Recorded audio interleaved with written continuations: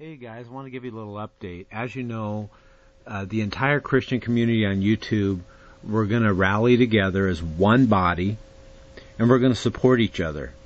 And there's a channel that we just started, about 10 or 15 of us, and it's already grown to 48 subscribers. We just started it I believe not even, let's see, it says 36 minutes ago, maybe not even a few hours ago.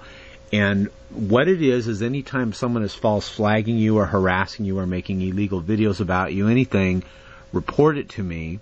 Go to the Alliance of Christ, and we have a team working on the channel all the time. We're all supporting each other, and click send a message and report it to us, and we will go ahead and take care of the problem very rapidly. You can go here and definitely subscribe. The channel name is Alliance of Christ.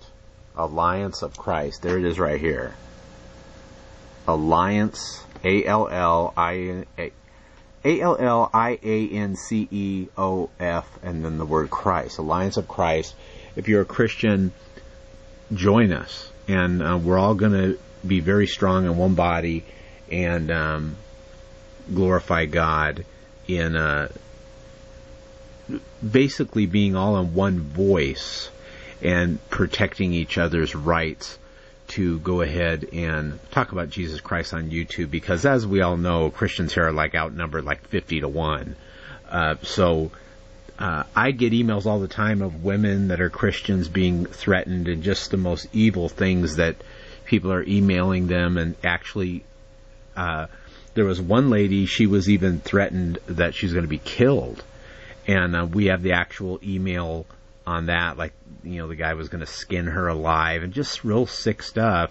And what happens, a lot of these channels were able to get shut down and suspended, and sometimes we even have to report it to the legal authorities and law enforcement. So it is obvious that there is a problem where Christians are not protected here on YouTube. So we're taking matters on our own hands, and even if we have to get the law involved, we will do that. And so go ahead and join Alliance of Christ if you're a Christian, and you could team up, and we'll protect each other. It's a place where, you as a Christian, you can feel comfortable that you're with your brothers and sisters, and we support you 100%, and we will promote your right for free speech here on YouTube about your Christian faith. I want to read something to you guys from the Bible. I talk to so many people that are new Christians, and they always talk about how the only thing that satisfied them was Jesus Christ. My parents, they watched a documentary on Mother Teresa, and I actually read her biography and stuff, and my mom and dad said, "Oh, you got to watch this documentary movie on Mother Teresa." And I watched it, and it was really touching.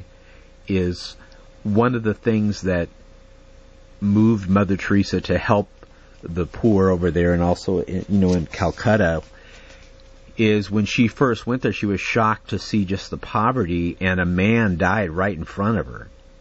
And as she went up to him, he was just in the process of dying, and he was saying something, and he said, "I thirst." And then he died instantly. There was nothing she could do. And she stayed there with this dead man for a long time, and people over there would just die in the streets.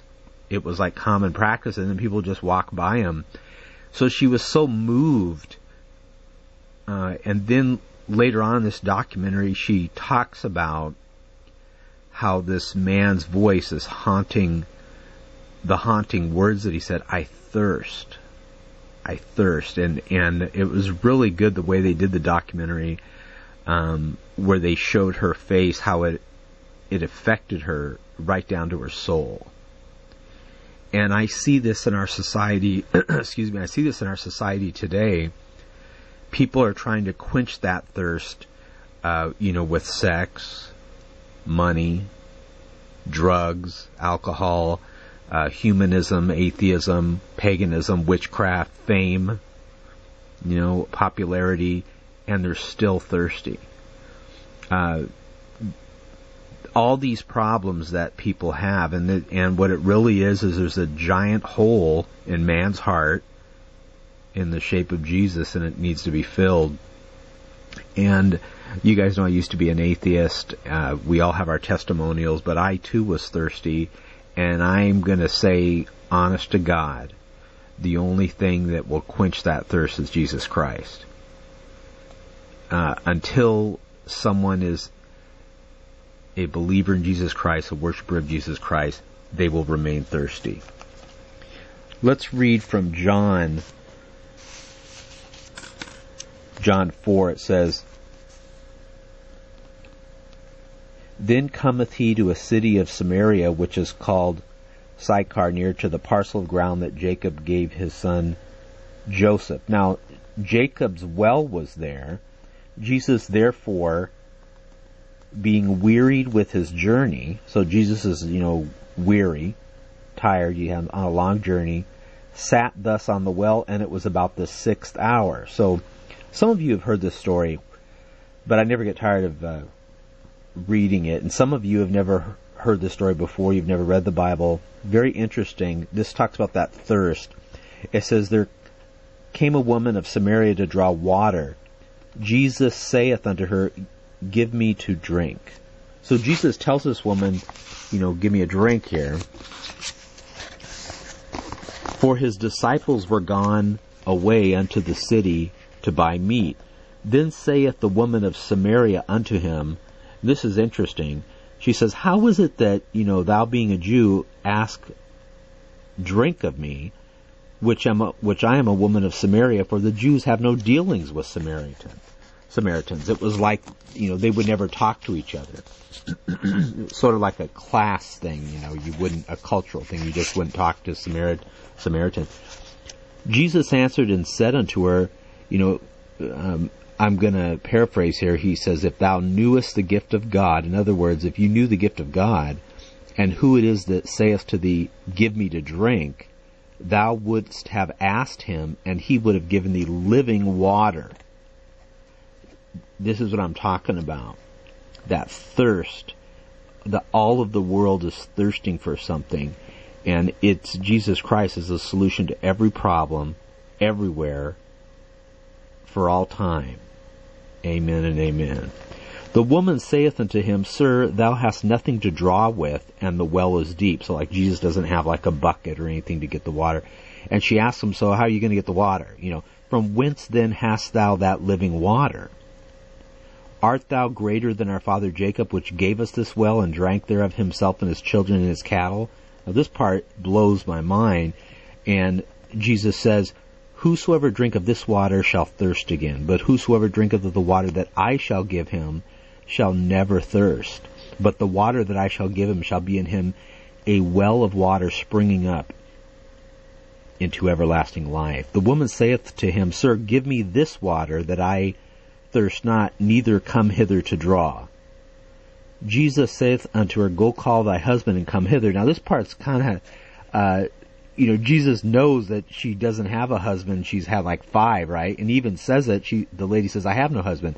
And Jesus says, basically, yeah, you're telling the truth. You're telling the truth. You have no husband, for you have had 5 husbands, and the one you're with now, it basically is not even your husband. And then he compliments her, goes, Yep, you said the truth. The woman saith unto him, Sir, I perceive that thou art a prophet. Now it goes on to say where the lady and Jesus are talking about the Messiah, and the woman says to Jesus, I know that the Messiah will come, which is called Christ. When he is come, he will tell us all things. This part is phenomenal. Jesus saith unto her, I that speak unto thee am he. And this woman basically goes back, and she, by her testimony, she says, Come see a man which told me all things that I ever did. And she said, Is this not the Christ? This has got to be the Christ, the Messiah. This woman brought a lot of people to Christ, and when the people came and met Christ, they believe, and I believe. And God bless you guys. Don't forget to subscribe to Alliance of Christ, Maranatha.